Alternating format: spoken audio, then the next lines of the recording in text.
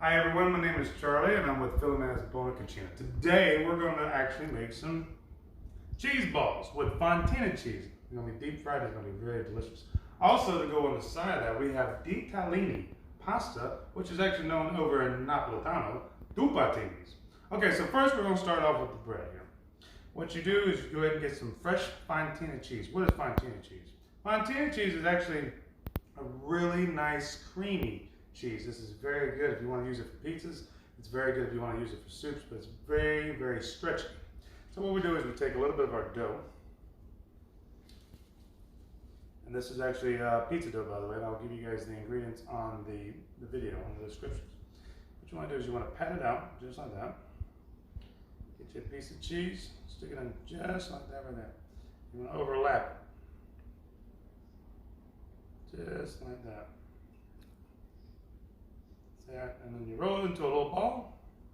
Make sure that your fryer is on at least around 350, which it is, and you just gently set these inside. I already had some already pre-made, so these won't take very long. You want to make sure that these cheese balls here, you want to make sure that they do not open up. So you want to take them and you want to pinch them, just like that if you have to. Sometimes they stick, sometimes they don't, but if they don't, you'll know it. They'll make a big mess. Okay, so we're going to take that in there like that. In the meantime, we're going to let that go ahead and fry. And we're going to come over here real quick and we're going to look at this Ditalini pasta. Now, I always use Barilla bread. That's always been the one I chose. And it's always, since day one, since I chose that. You get about a half a cup of this, and then after that, 4 cups of water. Put a little bit of olive oil, and after that, then once it starts to boil, put the Ditalini inside it.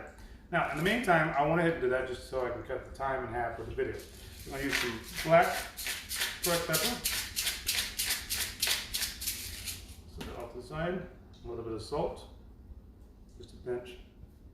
Okay, so what we're doing is we're going to take this fresh basil we have here, rip it up, put it in like so. Now we have these small little cherry tomatoes. You want to take them and you want to squeeze them. Put them in there, just like so. Meantime, now you got to keep an eye on top of your bread over there because it ain't going to take very long for the bread to be done. You don't want to burn it. Okay? Put it off to the side like that. Take a look real quick over here. And notice, come here and take a look at this. You notice how they'll start to, see if you see them there. You notice they'll start to cook on one side and not on the other side. I'm going to flip it over. And watch this right here. You notice how you got the cheese coming out of that one right there? That is exactly what you want. But you want to go ahead and brown it on both sides. Like I said, don't take very long at all. So keep an eye on it because you do not want the cheese all over the place. Now in the meantime, I'm going to, once I get done, I'm going to end up sitting here, let it cool off for just a little bit. I use the pecorino cheese. I use that, this is what it's going to look like afterwards.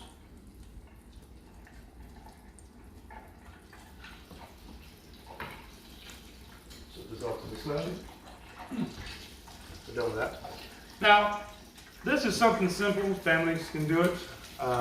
It's not that hard to do. And the kids love it. It's something simple to make.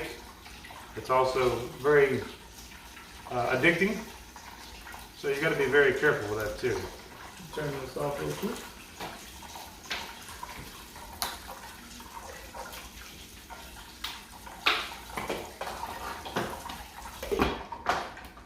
Okay, so now, pecorino cheese while it's still nice and hot. Put it in there like that.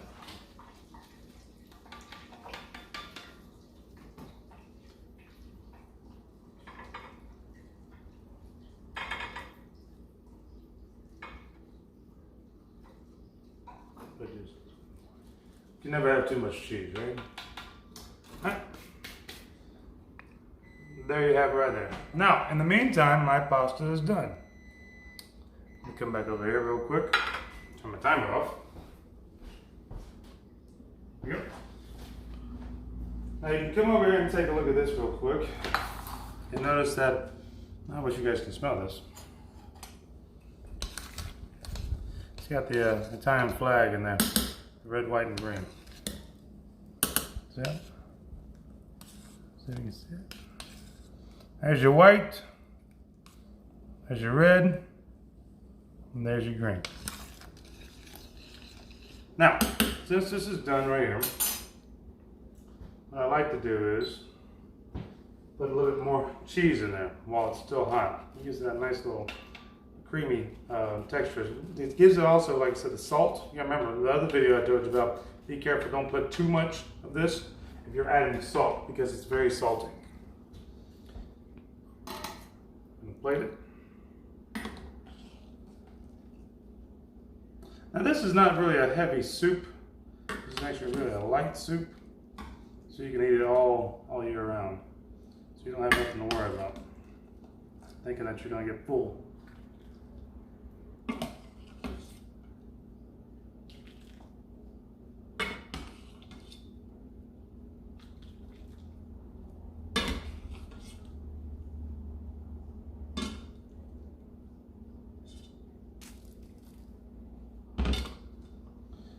Okay, hold on just a second.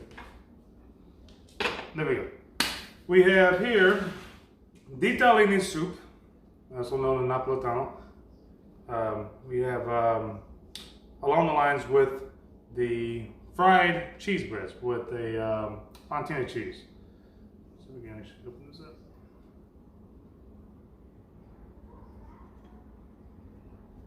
And that's what you want. Delicious. Let me get a little bit of that soup. Not the spoon I need, that's too small. There we go. A little bit of Ditalini and a little bit of bread together.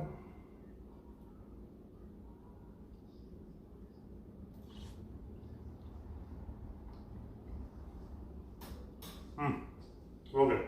Well guys, if you have any other questions, feel free to message me. Also, thank you for watching my video, and please subscribe and please like and share. Also remember, thank you, excuse me, I got my mouth full. Also remember that, you know, if you guys need anything, feel free to go ahead and message me anytime like I mentioned before. But also, thanks again for everything.